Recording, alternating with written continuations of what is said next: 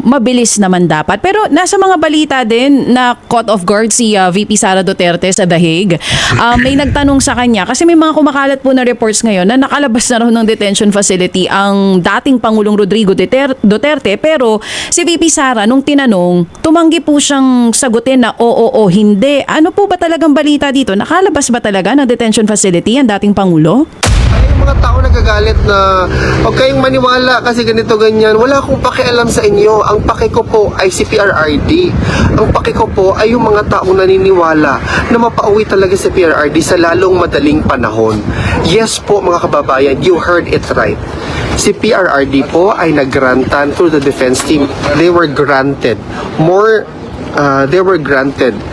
with respect to their urgent request to defer judgment doon sa urgent request for interim release na motion nila. Eh, sabi namin ako, nakaka-worry, nakaka-concern na maski yung defense, sila pumapayag na ipagpalit. Kasi yung interim release, kung ako gusto kong lumaya, pagpasahan nyo na ngayon. Kaya lang, mukhang material. Oo. Importante itong punto ng depensa nila. O, di ba? Sila po mga kareaksyon ay natatakot na ngayon. Natatakot na talaga. Natatakot po na wala nang interim release. Tuluyang paglaya po ang inaasahan natin sa mga darating na araw. Kasi ito po si Atty. Conti, nararamdaman na nila eh. Wala silang mga ebidensya, wala silang mga witnesses. Kahit itong si Remula, wala nang ginawa kundi sumisi sa may taal. Naghahanap po ng bulalo. Di ba mga kareaksyon? Talagang dapat silang mag-worried. Dapat silang mangamba. Pero sa nakikita po natin mga kareaksyon sa nakikita po natin, malinaw pa sa sikat ng araw na itong si Conti ay talaga nanginginig na. Ma'am, takbo ka sa At kung ano man ito, ay mukhang may kailangan pang pagdaanang na, kumbaga, test o kaya parang expert. May hinihintay silang expert. Oo. Na tumingin itong impormasyon. Kaya, abangan natin. Ang hirap mag-speculate para hindi na rin, kumbaga, malito yung mga tao. Huwag na tayong mag-speculate. Hintayin natin kung yung mismong depensa ang magsasabi kung ano ba itong impormasyon. Pero sa atin ngayon, ang epekto, nakaantabay tayo at nangangamba tuloy doon sa September 23. Pero Alright, Reaction TV Base nagbabalik. Reaction.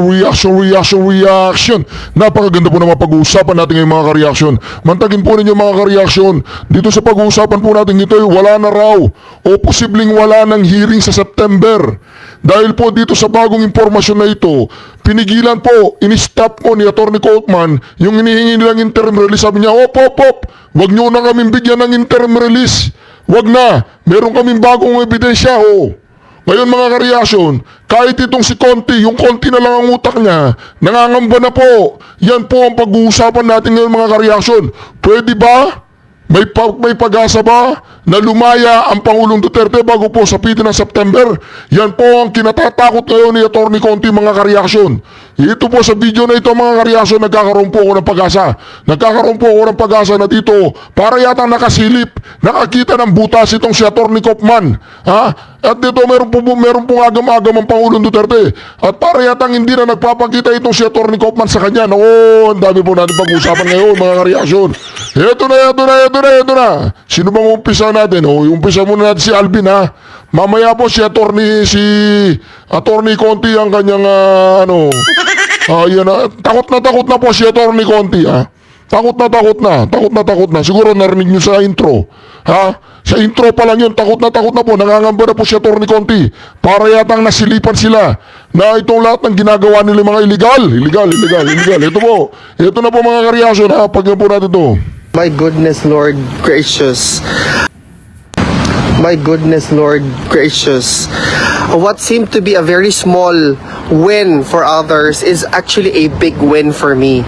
It is an indication that my regard to the judicial proceedings before the ICC is actually still at par with my expectations. Bakit po? The pre-trial chamber majority 2-1 with one dissent actually decided to to grant the first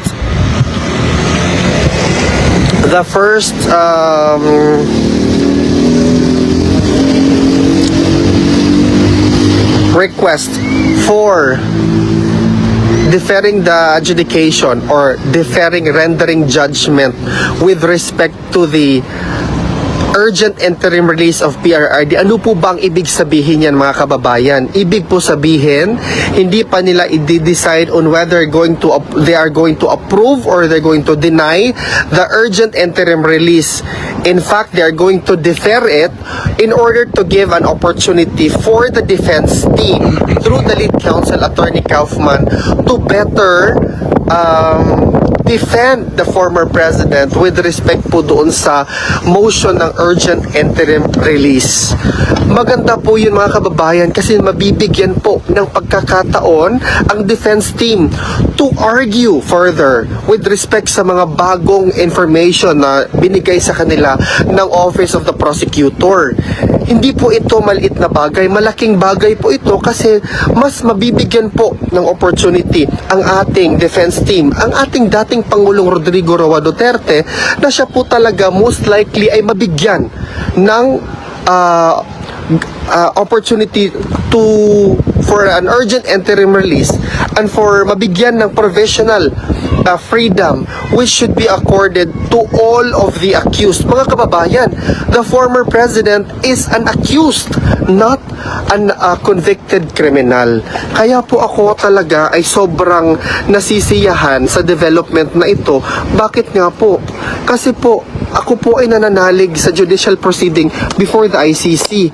And this particular development is an indication, is a very vivid example or representation na talagang ang ICC are only making decisions based on the merit. No external pressure should make them decide whether favorable or otherwise doon po sa accused or to the office of the prosecutor or to the victims with respect to the case before the ICC. Talagang napaka-importante po na talagang bigyan natin ng pansin ang nangyayari kasi importante po talaga na si PRRD ay mabigyan ng fair trial before the ICC. So, ibig sabihin po dito mga ka-reaction, yung pagpigil po ni Attorney Kaufman doon sa inihingi nilang unang interim release para lang sa panandaliang paglaya ay para dito mga ka-reaction. Ang nakikita po natin, para yata nakakita ng butas itong si Attorney Kaufman na ang inihingi na nila ngayon yung paglaya, yung tuluyang paglaya dahil po wala namang makitang ebidensya. Wala pong makitang ebidensya ang mga judge dyan sa may ICC na malinaw na ebidensya na ito naman ang kinatatakot ni Attorney Kaufman. Ito po Attorney Conti. Ito po mga kareaksyon. Punta po tayo kay Attorney Conti. Parang nangangamba po ngayon si Attorney Conti na baka mapahiya.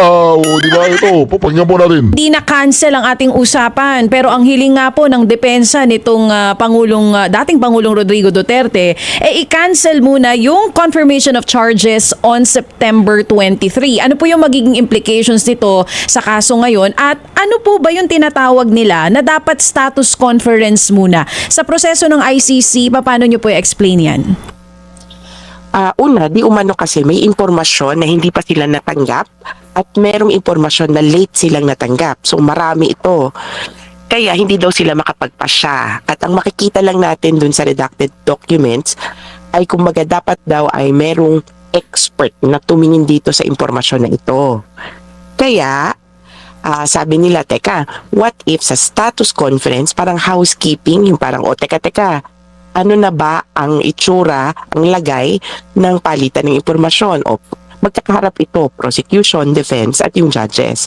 At siguro doon pagpapasyahan kung may magpapalit bang deadline o kaya okay na ba, pwede na bang ibigay ang impormasyon na ito, papaano yung iba.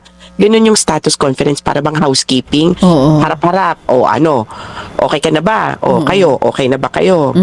Pero hanggang hindi daw ito nagagawa ay mukhang hindi napapanahon or hindi kaya ng depensa na humarap sa September 23. Problema yon. At actually, yung ganitong reasoning ay naging dahilan kung bakit ang depensa ay pinayagan na maipagpaliban muna yung decision, yung pagpapasya doon sa interim release. Kasi halos ready na eh. Yung sa interim release, kailangan lang naman may magsalita.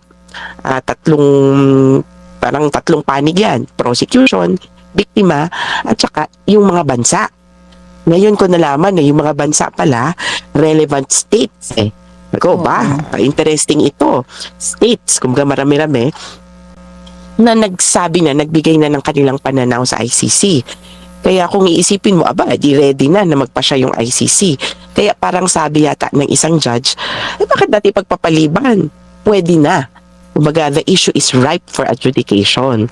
Ito na hawak na natin lahat ng impormasyon. Kaya lang kung maalala natin, mga 2 weeks ago, sabi din ni Duterte, hayaan nyo kami na sumagot sa sagot ng prosecution.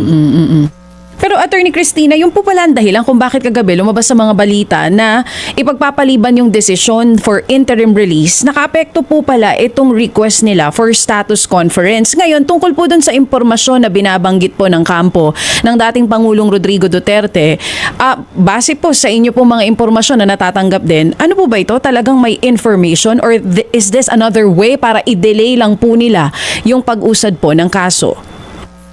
Mukhang may laman yung impormasyon, palagay ko. At for me, telling na sinasabi nila, gagamitin nila sa depensa nila yung itong impormasyon. At kung ano man ito, ay mukhang may kailangan pang pagdaanang na, kumbaga, test o kaya parang expert. May hinihintay silang expert na tumingin itong impormasyon. Kaya, abangan natin. Ang hirap mag-speculate para hindi na rin kumbaga malito yung mga tao. Huwag na tayong mag-speculate. Hintayin natin kung yung mismong depensa ang magsasabi kung ano ba itong impormasyon.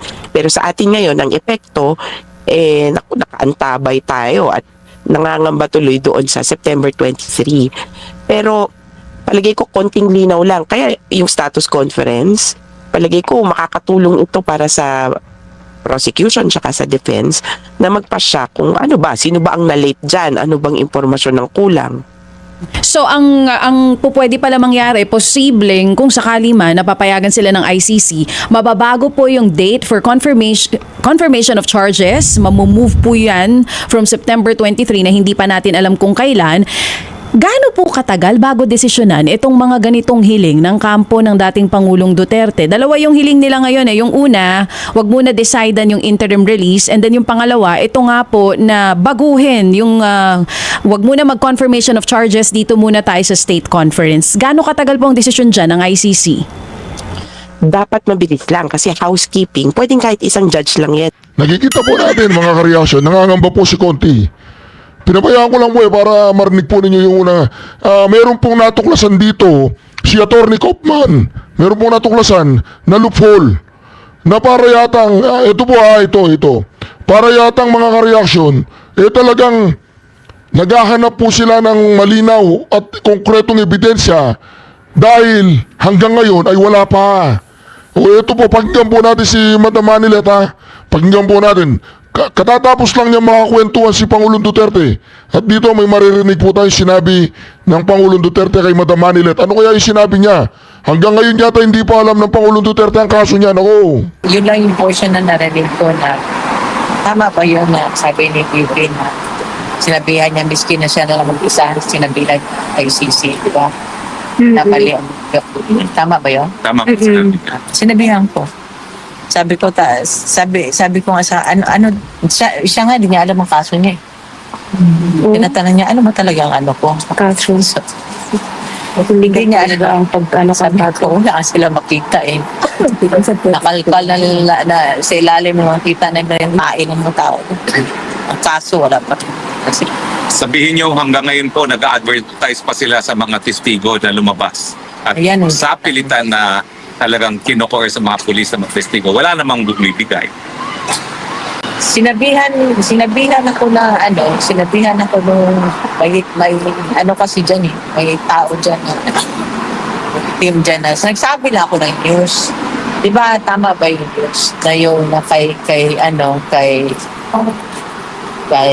ba yun kay yung yung nag-squill na witness, Mhm. tama, di ba? Oo. Sinabi niya meron siyang kasama na Yes. Yes. Nagsabi lang ako yun, sabi ko sa English, sabi ko sinabi ko lang, kinwento ko lang balita.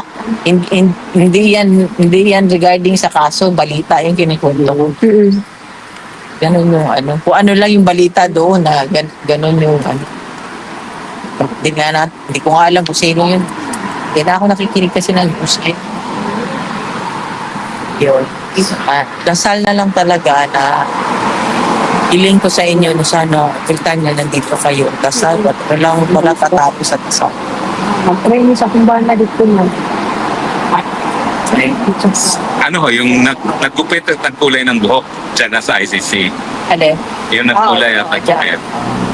Yung kulay ng buhok niya na ngayon, ano na, yung parang brown na brown. Hindi na yung dark na black, brown na. Sabi ko nga sa kanya, gusto ko. Tapos yung parang gano'n na, sino bang buhok? Parang ganyan, no? Parang gano'n, parang gano'n.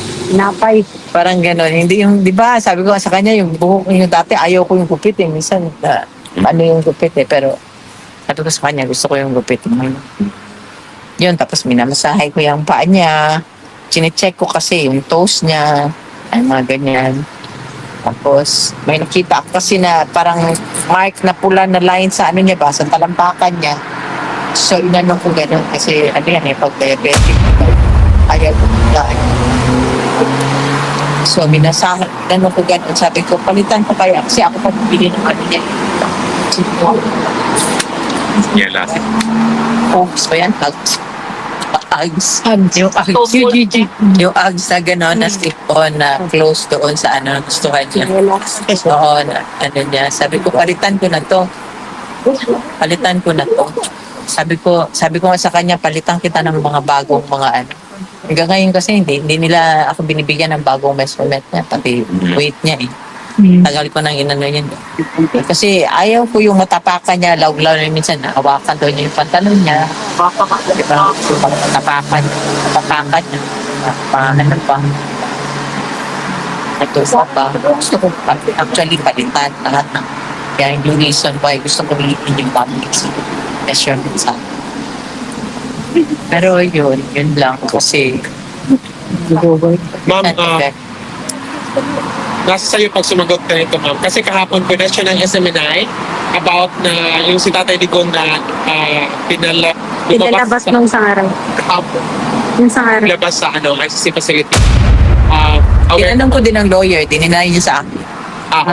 Actually, ang nagtanong sa akin na nandito na ako, yung doktora niya na nasa Davao, nasa Manila, I think. Taga-Cardinal Santos. Tinanong niya sa akin na hospital ba daw. Nung tinanong ko yung lawyer, dininay. Tapos nung may na parang ano yata eh, parang sabi ko, sinabihan ko na lang si doktora, sabi ko, doktora, malalaman ko. So, ang lawyer pala yung hindi nagsasalita. Yung nung tumawag siya sa akin last time, may guard na lumapit. Tapos sabi ano sabi ko? Sabi niya, ay ano daw, medical result daw. Sabi ko, sige. Kasi yan siya, hindi niya na binabasa yan. Never na yan siya nagbasa ng kanyang laboratory. Hindi na maintindihan niya kung paano siya. Hindi na yung binabasa. Ako na nagbabasa niya. Doon pa yan. Yung marunong magbasa, hindi niya maintindihan medical, anything medical. So, sabi ko, sige, basahin mo para maano ko rin, maano ko kayo. Pagbukas na edad, sabi ko, paano yung palaman? Oo nga, that's nga ang result. Hello, Philippines. Dapat bigyan sila ng Google Translate para ma-translate. Hindi ko rin na-understand. Sabi na, malako lahat. Hindi lahat. Nanibabasa sa Kailan po sunod na dalaw niya? I think Friday. Nasa Friday na. Check ko yung Tagal pala. Wednesday. O tama, wala nga Thursday, Friday. Friday ka, ma'am? Lahat tayo. Ito tayo for Germany. Lagi, ma'am. layo ba? 3 hours naman. Parang ano yan, parang Tapos sinabihan ako ng guard, late ako. No, I'm never late. I just follow the instruction. Sabi ko, ganun. Sabi ko, instruction 2:30. Sabi ko, 1 daw. No. Kaya ano ko nga sa lawyer. Sila nagbibigay ng sa Schedules. From Germany. So how do you feel, ma'am, after seeing him for about a month and a half, no? Na hindi niyo siya nakita. Anong assessment niyo? pumayag siya, nung hospital siya, kaya ano siya po. Inaano ko yun sa ano eh. Ako na nga nagiging kontrabida eh. Tapos sabi na, yung kontrabida. Kasi sinabihan ko nga siya eh. Hindi siya inaaway. Sabi, di ba may right kami eh. Right kami na tanong-tanong. Diba sa earlier. Tinanong ko nga si Sal Panelo, sabi ko, bibis lang mo ba? Sabi niya, sa daw kung kliyente daw niya, sinasabihan daw yan, sige, magtanong ka sa ibang, mag-inquire ka sa ibang lawyer, gano'n, di ba? Siyempre tayo, isa lang naman ang purpose natin, di ba? Gusto natin makalabas. Kahit na anong gawain namin, maghahanap kami ng paraan. Diba? Sabi ko nga sa kanya, maghahanap kami ng paraan. Hanggang ngayon na,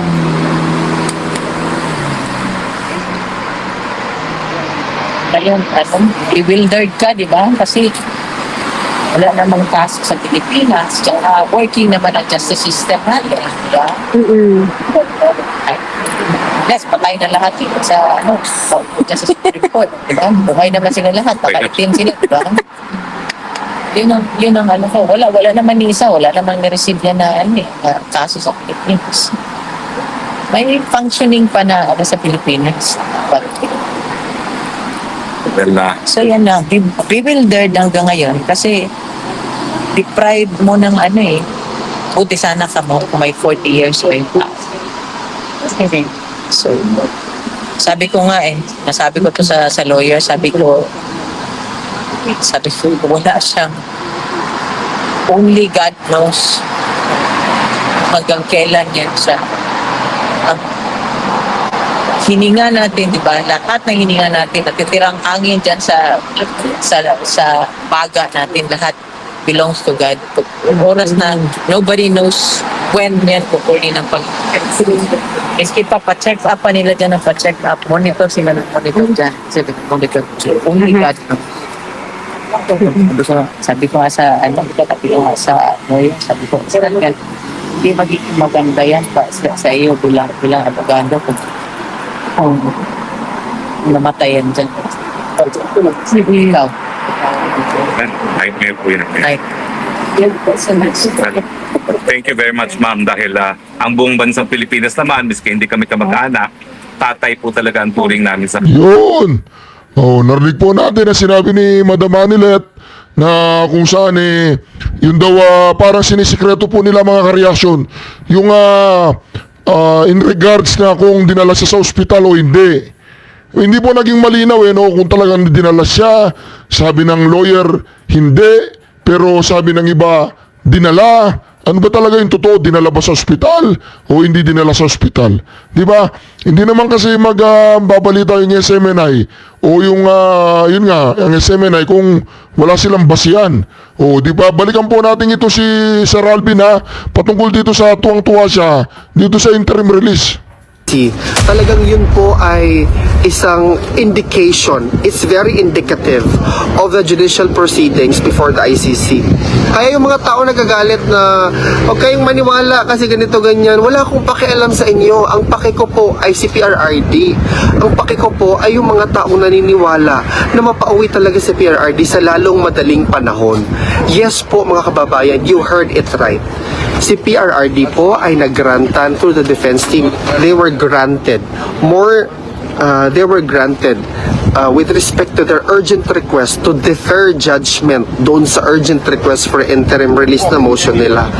So yes, nag-grant po siya sa parteng yan and that allowing more time for them to submit more evidence, for them to support their arguments. Bakit po ba si PRRD ay dapat bigyan ng interim release? Bakit po ba karapat-dapat na si PRRD ay mabigyan ng provisional release at tumira under house arrest doon sa host country who actually expressed their willingness to host the former president for the time being? This is a good development with respect sa kaso po ng PRRD. This is a very important note that we still have faith in the judicial process. We still have faith in the judges to look into the matter, that what's happening before the ICC, the cases charged before, filed before the ICC is definitely should go to the fair trial. So napakaganda po. However, na-reject po yung defense request to additional procedural action. Sorry. I wonder if the letter is here. I'm not sure actually. There. Yeah, sorry. Sorry. Have copies. So, yung another request po na procedural action, the second request was actually denied. So, it was because mainly it was unrelated to the main issue. The main issue is there was a request, urgent request from the defense team. Sinasabi po nila, we were not given this particular information which should be vital in our crafting the motion. Kasi nga, yung office of the prosecutor were very much how do I say that, strong in their statements na hindi kompleto ang pagsumite ng defense team ng kanilang motion to file urgent request for interim release. It is not our problem anymore. The court should decide whether or not complete, how they characterize it or what not.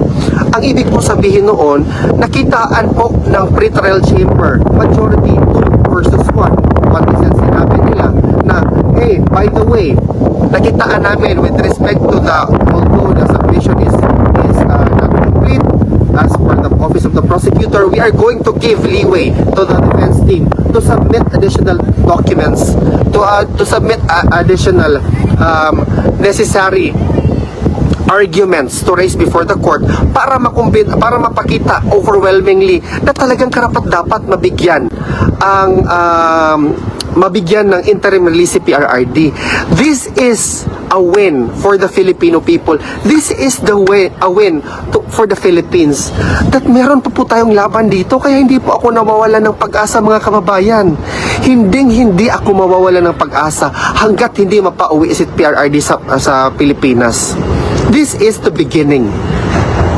This is the beginning of a positive ripple effects, of a positive series of decision that will be favorable to the former president, mga kababayan. So it's very important po talaga na magkaroon pa din po tayo ng paniniwala, magkakaroon pa po tayo ng respeto sa judicial proceedings. Hindi ba ako naririnig? O, tingnan nyo, meron na namang nag-comment na hindi kayo naririnig. So, hindi ako naririnig. O, di ba? Maganda pong balita yan, mga kareaksyon. Kaya naman itong si Atty. Conti, mga kareaksyon, talagang meron po siyang takot. Narinig po natin siya kanina. Ito po, pagpagpagyan po natin ulit. Mababago po yung date for confirmation of charges. Mamumove po yan from September 23 na hindi pa natin alam kung kailan. Gaano po katagal bago desisyonan itong mga ganitong hiling ng kampo ng dating Pangulong Duterte? Dalawa yung hiling nila ngayon eh. Yung una, wag muna decidean yung interim release, and then yung pangalawa, ito nga po na baguhin yung wag muna mag-confirmation of charges, dito muna tayo sa state conference. Gaano katagal po ang desisyon dyan ng ICC? Dapat mabilis lang kasi housekeeping, pwedeng kahit isang judge lang yan eh. Parang paghaharapin lang yung dalawang partido at sabihin, oh ano ba, may changes ba? Pero DJ Chacha, may isa pa na pending. Yung kanilang defense na challenge to jurisdiction, na wala namang jurisdiction yung court. Kaya wag na tayong tumuloy at all sa status conference. Kaya parang itong ICC, hindi naman sa lunod, pero parang medyo nasa leeg na ang kanilang motion galing dun sa kabila. Kasi may status conference para sa kumbaga confirmation of charges, kung hindi mapipigilan. At the same time, kini-question nila yung proceedings. Kumbaga, dapat hindi na nga nagsisimula ito, dapat hindi na nga tutuloy dito. Kasi wala naman kayong jurisdiction. Tapos, meron pang patungkol sa interim release. Kumbaga, ang lumalabas ngayon, walang magpapasya o walang magde-decide on anything. At kung pwede sana, sabi ng defense, ewan ko nga rin, sa September 23, doon ang panahon para magpasya. Kumbaga, harap-harap. Ayaw pa rin nilang matuloy yun. Kaya sabi namin ako, nakaka-worry, nakaka-concern na maski yung defense, sila pumapayag na ipagpalit. Kasi yung interim release, kung ako gusto kong lumaya, pagpasahan nyo na ngayon. Kaya lang, mukhang material. Oo. Importante itong punto ng depensa nila. O, di ba? Sila po mga kareaksyon ay natatakot na ngayon. Natatakot na talaga. Natatakot po na wala nang interim release. Tuluyang paglaya po ang inaasahan natin sa mga darating na araw. Kasi ito po si Atty. Gonti, nararamdaman na nila eh. Wala silang mga ebidensya, wala silang mga witnesses. Kahit itong si Remula, wala nang ginawa kundi sumisi sa may taal. Naghahanap po ng bulalo. Di ba mga kareaksyon, talagang dapat silang mag-worried. Dapat silang mangamba. Pero sa nakikita po natin mga kareaksyon sa nakikita po natin, malinaw pa sa sikat ng araw na itong si Conti ay talaga nanginginig na. Ma'am, takbo ka sa Oo, so abangan na lang natin kung kailan yung desisyon na yan. Na sinasabi mo, mabilis naman dapat. Pero nasa mga balita din na caught off guard si VP Sara Duterte sa The Hague. May nagtanong sa kanya, kasi may mga kumakalat po na reports ngayon na nakalabas na raw ng detention facility ang dating Pangulong Rodrigo Duterte. Pero si VP Sara, nung tinanong, tumanggi po siyang sagutin na oo, hindi. Ano po ba talagang balita dito? Nakalabas ba talaga ng detention facility ang dating Pangulo? Kung sakaling nakalabas, ay posibleng temporary lang, mabilis lang. At ang isang paraan para makalabas without, needing court order, ganyan sa atin, di ba? Kailangan mo ng court order, ay for medical reasons. So, posibleng may ganun. Pero yung paglabas na, patungkol sa kaso, walang ganun. Oo. For Makakalaya medical ka lamang reasons kung may lang. order mula sa court. Medical reason or emergency reason. Pero pagka mga gano'n na pinapalabas po for medical or emergency reasons, hindi po ba that ini-inform yung pong mga, halimbawa po kayo or abogado na may hawak din po dito sa kaso? Or even Hindi po nila alam. Di ba? Para yatang nasa labas na ang Pangulong Duterte at gawa-gawa lang nila na pinapasyalan nila sa kulungan. Hindi po natin alam. Kasi parang may kumikiliti sa akin eh. Parang may kumikiliti sa akin eh. Ito, pakinggan po natin. and yung pong mga biktima ng, yung pamilya po ng biktima ng drug war? Depende yan. Hindi naman sa lagi. Lalo na, naalala ko yan yung pwede bang magkaroon ng medical bulletin ko kay Duterte. Alam nyo, hindi nila gawain yan. Lalo na, sa totoo, ang kanilang konsepto ay, the information is not ours to give. It is the detainees. At yung detainee, kung ayaw niyang ibigay yung informasyon, kung ayaw magka-status bulletin, medical bulletin, edi wala. Kaya, kung sa mga nanghihingi niyan, balik tayo kay Duterte. Kung pumapayag siya, ay ipapakalat yan ng ICC o kaya ng defense. Pero kung hindi siya pumapayag, edi talagang hindi lalabas yung patungkol sa anything tungkol sa kanyang medical condition. Hindi magsa-status bulletin yung parang, ito na, okay naman tong, parang made-defensive ba? Ito picture nung nung sinasabi yung butot balat na, hindi naman. Hindi ganyan yung ICC. Tuloy lang sila kasi, kumbaga may doktor doon na sasabihin na okay yung tao namin. Saka, narinig ko din naman galing sa Duterte family. Okay siya, glowing. Narinig ko ba yung kanina ko ba narinig? Glowing, pero pumayat. Opo. Okay. Sige. So, Attorney Chrissy, kumbaga ang importante po doon sa mga main sa main case, no, at saka sa proseso, dapat talaga maimpormahan ito pong prosecution at ang mga complainants dito.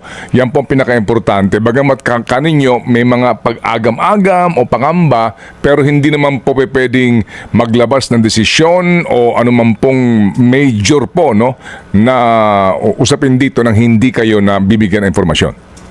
Yes, Manong Ted. Oh, yun ang importante dyan. Sige po, so attorney, muli kaming tatawag para po sa update dahil nga ito pong isyong ito ay napaka-importante, lalo na po sa usapin po ng hustisya at pananagutan. Salamat po, attorney. Salamat, ingat. Opo, thank you. Oo, yun na po. Duterte! Duterte! Duterte! Hindi po natin alam mga kareaksyon, baka nasa labas na ang Pangulong Duterte. Hindi natin alam. Kaya dito mga kareaksyon, ito talagang nangangamba na po ang mga prosecutor, lalong-lalo na si Conti, nangangamba na. Takot na po, abangan po ninyo susunod natin vlog. I-update ko po kayo sa pinaka-update na update. God bless you all, syukran. See you in the next vlog.